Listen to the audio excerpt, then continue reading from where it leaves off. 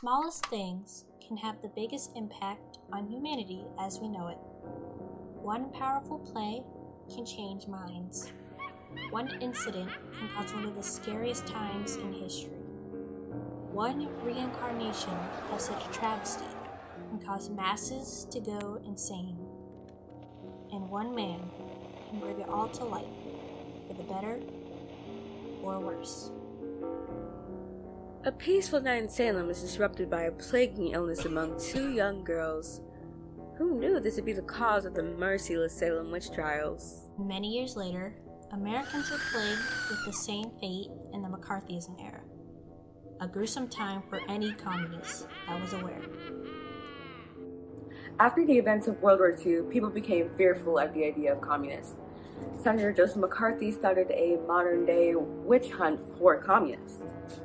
There would be HAC hearings where the defendant could either deny and suffer or admit to a crime they didn't commit and rat at their comrades as an assailant of this crime. We are at war tonight, a war which started decades ago, a war which we did not start, a war which we cannot stop except by either victory or death.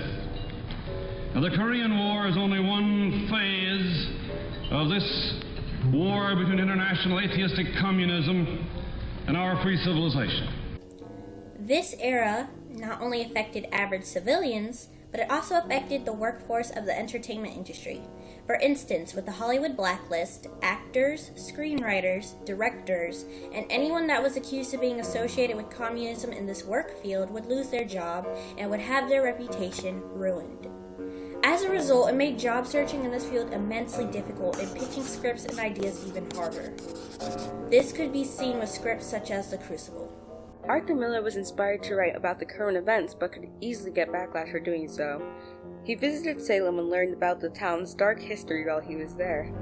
He got inspired to make his play relevant to the 17th century witch hunt. He made a connection between the current events and the witch trials, one main thing being that they both had one ultimatum in the end: find a scapegoat. According to Why I Wrote The Crucible by Arthur Miller, The Crucible was an act of desperation.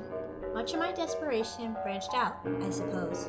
From a typical Depression-era trauma, the blow struck on the mind by the rise of European fascism and the brutal anti-Semitism it had brought to power. But by 1950, when I began to think of writing about the hunt for Reds in America, I was motivated in some great part by the paralysis that had set in among many liberals who, despite their discomfort with the Inquisitors' violations of civil rights, were feared. Miller took his work to the stage when it opened January 22nd, 1953 on Broadway. It received plenty of backlash from critics who didn't appreciate the pace of the play. One called it a step backward into mechanical parable.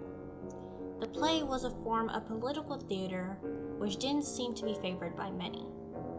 The Crucible is a political play, and many times people end up grimacing when the truth comes out. That's what The Crucible did. It introduced America to an ongoing predicament.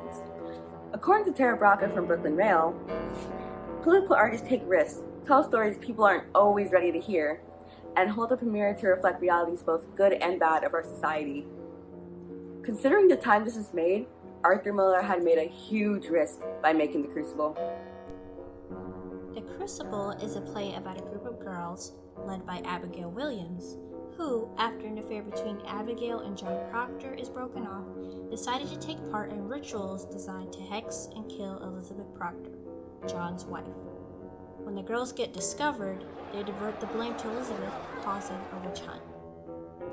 After the production of The Crucible, many began to downgrade Miller.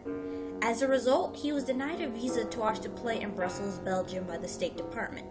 Then, Miller was later found guilty for ridiculing the current events in 1957. Even though Miller wasn't a supporter of communism, Senator McCarthy and members of the HUAC used the Crucible as an excuse for the country's PTSD during the Cold War. It threatened those who believed in something seen as scandalous, and it fed ignorance to a credulous society. In the end, it takes the truth to convince people what to believe, but even the truth can be manipulated and watered down. Where is the truth in this case? Has it become a series of bias and false comfort, or protection against the egos of the people?